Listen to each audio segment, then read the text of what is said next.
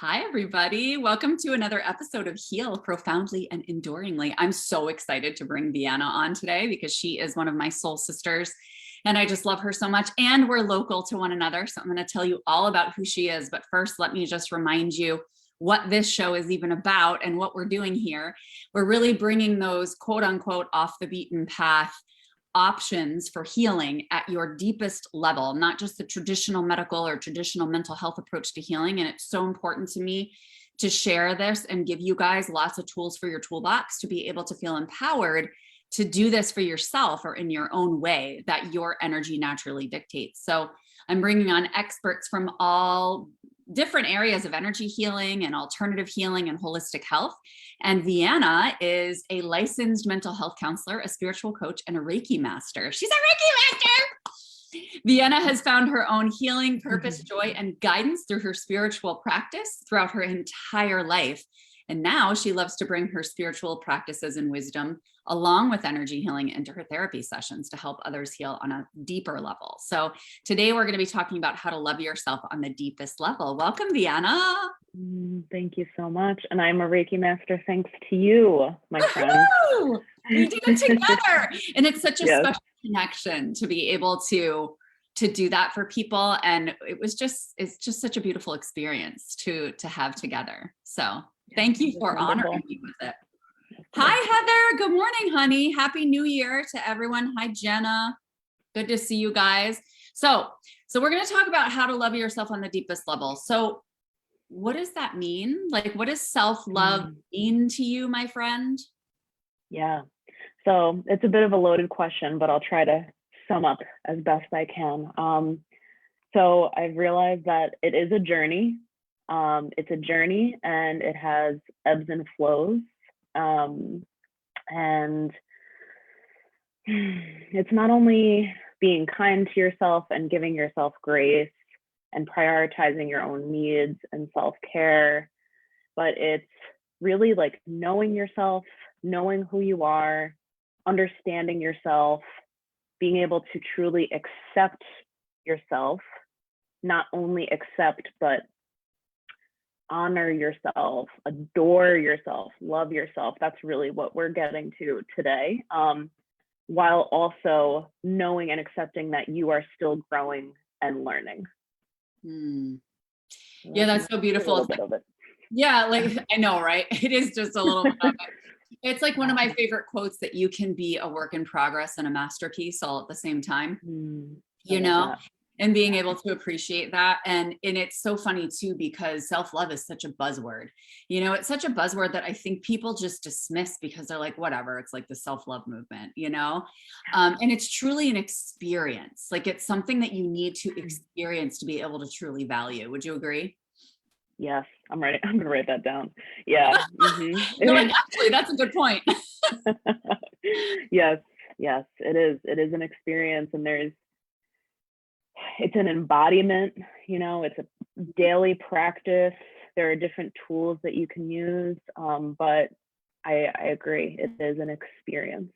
And I wanted to add too, with like the whole ebbs and flows, it doesn't mean, you know, self-love doesn't mean that you never get mad at yourself or that you're never disappointed in yourself, because there's still definitely times where that happens to me, still on a regular basis.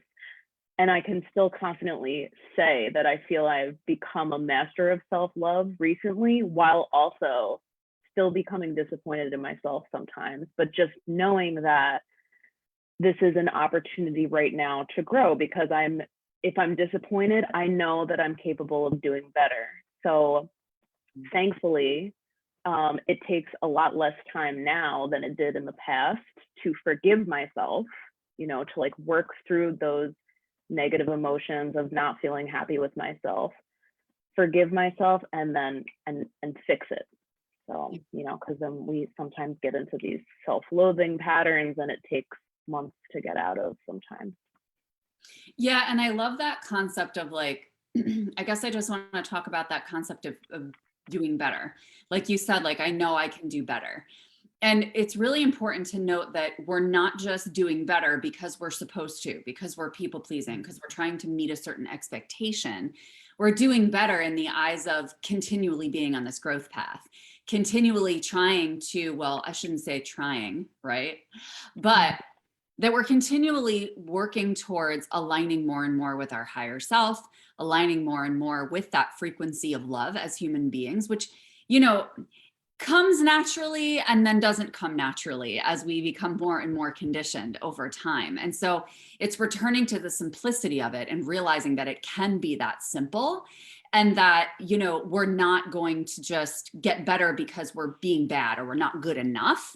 We're doing it because, like, it's very similar to engaging in prayer with God, you know, and being like, you know, allow me to be the best version of myself. I open myself to allow you to work through me to be the highest version of myself, rather than, oh, I need to do better because I'm deficient in some way. Yes. Thank you so much for saying that. That's so well put. Exactly what I'm, trying to say. Yeah. So beautiful. Thank you. So what made you choose this topic? Because I know that for you, self-love is like the one thing that you think people need to heal the most deeply and enduringly. And for those of you who don't know what enduring means, it means long lasting. It's another beautiful fancy word for permanent. Thank you. So I've been on a self-love journey for many years now. And this past year, realizing how much more work I had to do and how much more deeply I still needed and was craving, you know, the love for myself that I really truly wanted. You know, because I did all the things the past like several years, you know, like positive self-talk, like eliminating negative self-talk, and all these things were helpful and necessary. And, you know, positive affirmations, things like that, like just doing other little things here and there. But then over this past year, I recognized how much I was still affected by other people's negative comments, or, you know, looking for that approval from other people. Like, for example, if I didn't get a lot of likes on social media, I would start to question myself. So I'm like, hold on there. Like, if I really loved myself to the level that I wanted, I would not be as affected by these other things, you know. And it's okay to feel a little bit like sad or whatever if somebody has a negative comment, but the way that I would be ruminating on it, you know, for a whole day or whatnot, I'm like, something's not right. So I knew that I needed to heal myself further. And I've been working on that. And then I was noticing similar patterns with my therapy clients. And almost all of my therapy clients, actually, we would talk about some things. And then in the end, we'd always come back to self-love and to self-acceptance and needing to accept yourself more. So I realized through then also talking with you that how foundational self-love is to healing. I think that it is like the first big step, and I think that it is necessary, like you said, to have that everlasting healing and growth.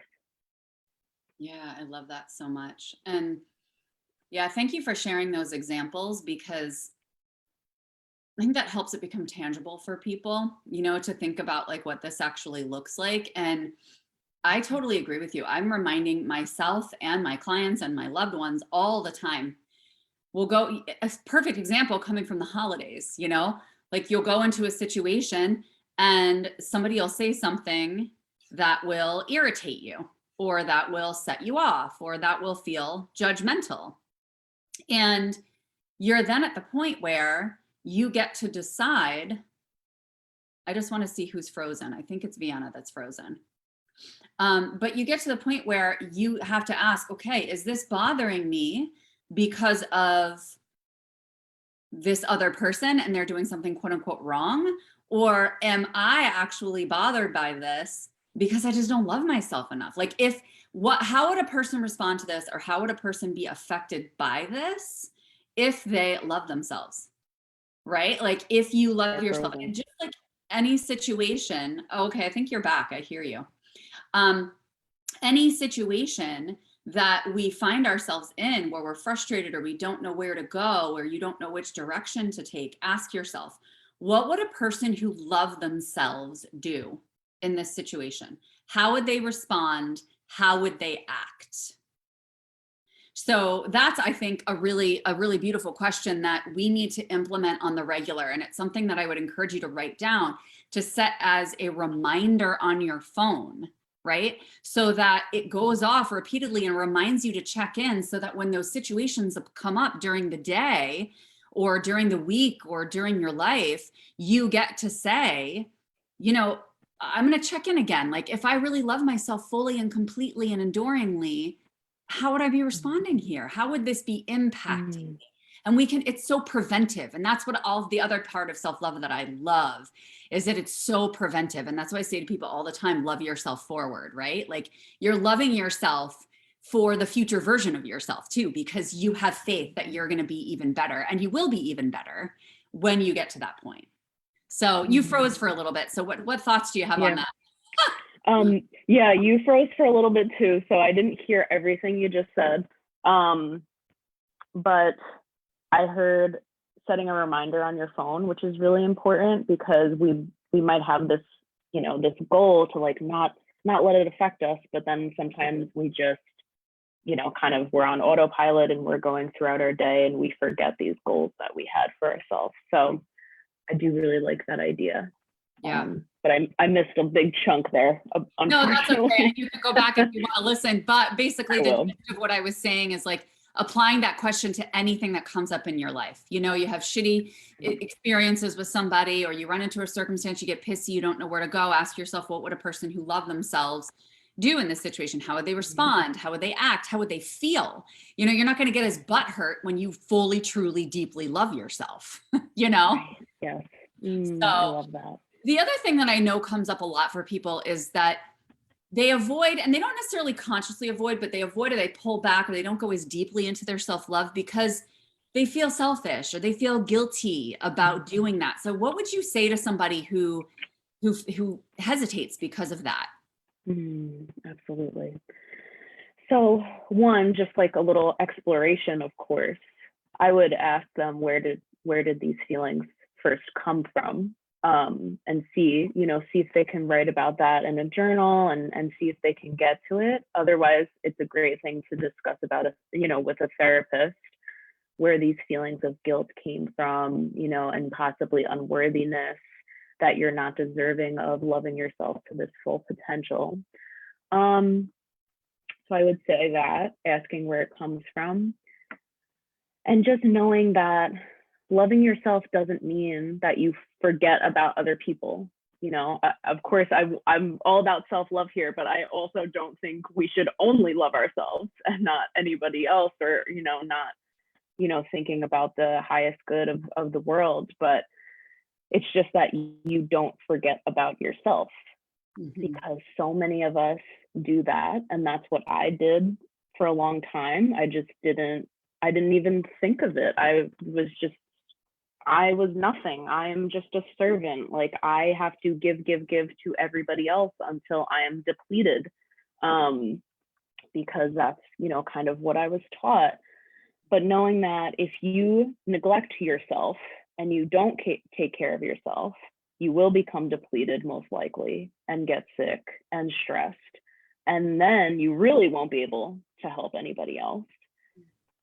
So more importantly, though, knowing that if I fill up my cup with my own self-love, it will naturally just flow out to others. And that's what's really important about raising the vibration of the world and contributing to the highest good, is being able to truly give to others from a space of being your highest self, like in that frequency of love where it just flows out of you, and you're not going to get there from being depleted. Yeah, it's like that concept of overflow, like fill your cup and then let it spill over into the saucer and serve people from your saucer. Yes, exactly. instead of scooping out of your cup. Yeah, for sure.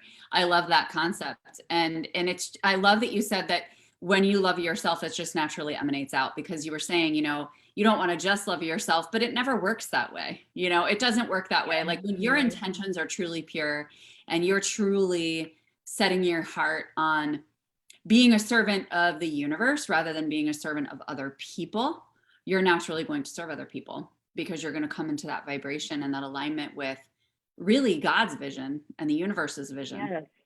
Mm-hmm. You know, of what we're meant to become. So I love that so much. So what suggestion would you have for people who want to start implementing this now? Like, okay, it's the beginning of January, the beginning of a new year.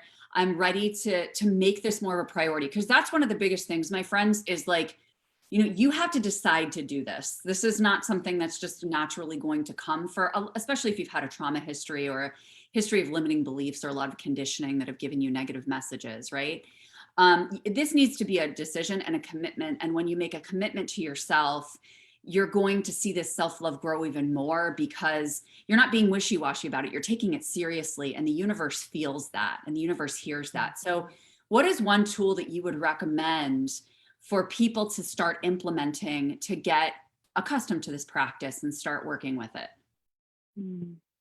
So one easy thing, one simple thing, is to just start observing yourself and notice how you give love to others in your life, your partner, your children, your pets, friends, whomever, and see if you can give that to yourself. Just try it, you know, like, especially, and this was a little challenging and weird for me at first, but as I practiced it, it worked.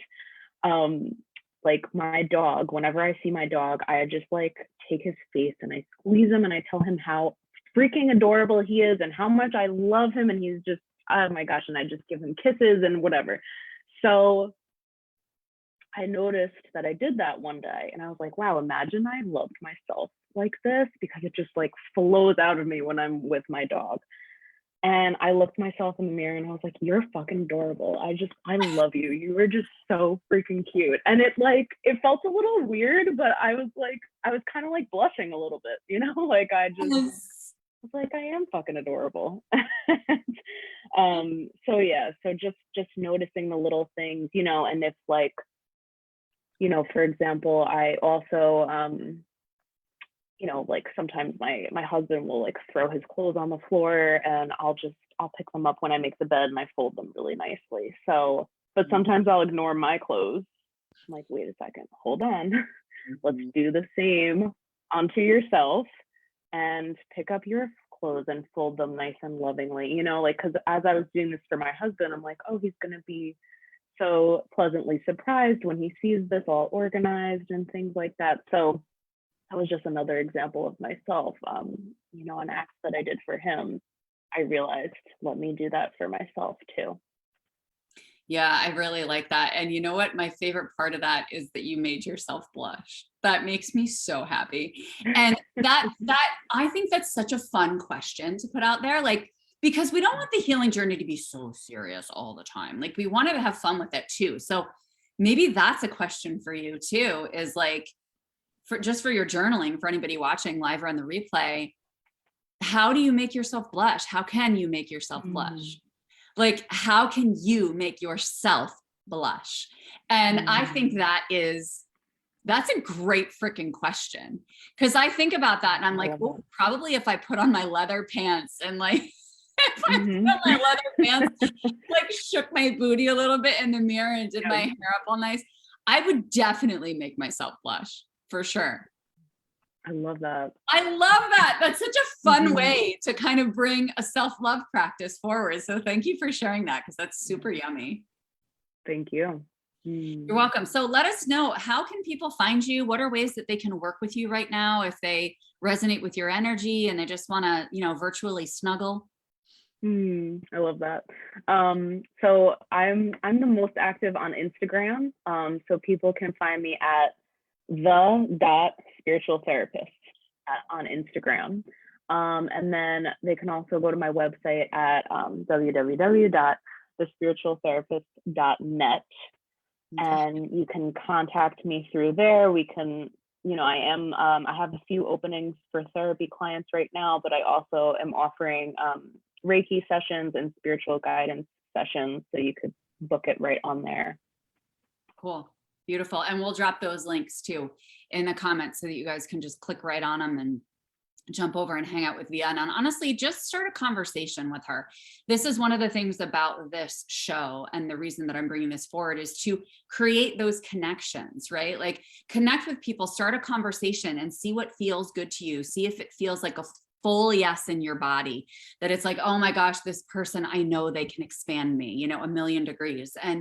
And listen to that, don't listen to but I don't know, but am I ready for this? If you reach out and you're ready to have that conversation, you're ready. Your soul is ready. Your human might have a little catching up to do, but that's where working with someone is going to be supportive around that, because they can hold your hand and they can kind of nourish and nurture you as your human's like a little scared to change, but also ready, Right.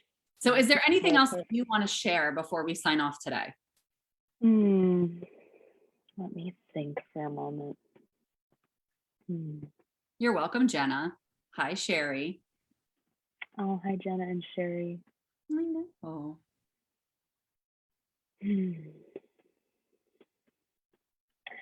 This is something, a couple little notes here that I took, like a couple changes I made over the years.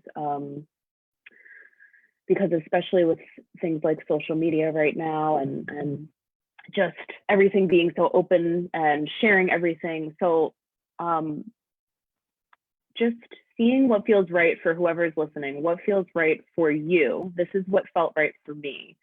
But I noticed that I would get an idea and I would want to share it right away on social media or with a friend or whomever. And then, but I realized I was sharing it so quickly because I wanted that approval. And that's not the case for everybody, but that's just where I was at. So I decided that if I got an idea, I would sit with it and savor it for myself first. And just like let it grow and blossom and just look at this beautiful, flower of an idea. And just really soak it up and tell myself what a great idea this was, how beautiful that you thought of this. And then once I felt secure in it with myself, then I would share it with others. So that was big for my own self-love and honoring my own ideas and wisdom. I really love that, because that was one of my biggest lessons early on. That's kind of gotten to different layers over time, which was integration, and it was like, I wasn't having enough patience with myself to fully integrate it, at the beginning when I was doing this work, because I was so eager for those results, and I was getting the results, but I wanted more results because it was like, oh my gosh, this works. Okay. The sky's limitless. You know what I mean? Mm-hmm. And so I find that for me, when I do that and I just like get that idea and I just throw it out there, I am avoiding integrating it and immersing myself deeply into it. So I find that can be like an avoidance strategy to that deep self-love, because it's like, okay, well, that comes up and then I'm immediately sharing it. And it's not about the approval for me, at least not at this point.